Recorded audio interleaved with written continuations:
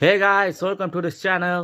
আজকে আমি একটা আপডেট আপনাদের সামনে নিয়ে এসেছি, যেটা কিনা শুনে আপনি সম্পূর্ণভাবে স্তব্ধ হয়ে যাবেন, যেখানে আপনারা থাকুন। কারণ এই আপডেটটা বহুদিন ধরে বাংলার জনগণ, বাংলার সিনেমা প্রেমীরা অনেকদিন ধরে এটা চাইছিলেন। এর কোনো কনফার্ম নিউজ নেই, তবে এটা একটা বাজ বলতে পারেন।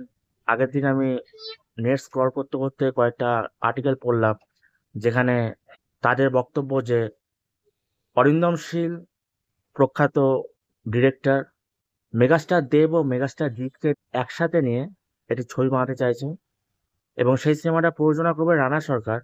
আর সম্ভবত এটি শরদিন্দু বন্দ্যোপাধ্যায়ের একটি উপন্যাস অবলম্বনে তৈরি হবে। অনেকে বলছেন কি এটা ঝিন্দের বন্দি উপন্যাস থেকে অনুপ্রাণিত হয়ে তৈরি হবে। আবার এটাও শোনা যাচ্ছে শুভশ্রী গাঙ্গুলি এই সিনেমাতে একটি চরিত্র করতে চলেছেন। সো এই একটা আপডেট, এই একটা বাজ, যদি সত্যি হয় এটা, তাহলে বাংলার জনগণ, বাংলার সিনেমা প্রেমীরা মানে হাত পা তুলে নাচবে। কারণ বহুদিন দেবজি যেখানে ইন্টারভিউ দিয়েছে বহু জায়গায়, তাদের প্রত্যেককে একটা প্রশ্নের সম্মুখীন হতে হয়েছে যে কবে তাদের দুজনকে একসাথে সিনেমায় দেখা যাবে। সো এই যে বাসটা তৈরি হয়েছে, এই সিনেমাটা যদি সত্যিই হয়, তাহলে আশা করি প্রত্যেকের মনের যে প্রশ্নটা আছে সে প্রশ্নের জবাব তারা পেয়ে যাবে।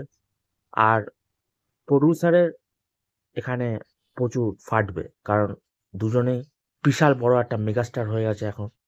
তাদের প্রাক্তন ছবি দুই পৃথিবী, সেই সময় তারা একসাথে কাজ করেছিল, এবং সেই সময় তারা সেই লেভেলের স্টার ছিল না এখন যে লেভেলের স্টার। সো সেই সময় জিৎ একটা লেভেলের স্টার হলো, দেব সেরকম লেভেলের স্টার ছিল না।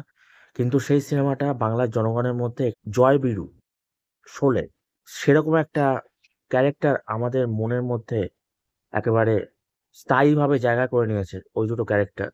সো আশা করি দেব আর জিৎকে নিয়ে যদি আবার কোনো সিনেমা হয়, তাহলে দুই পৃথিবীর থেকে আরো বেশি ক্রেজ হবে।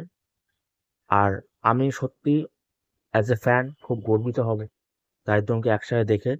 Thank you.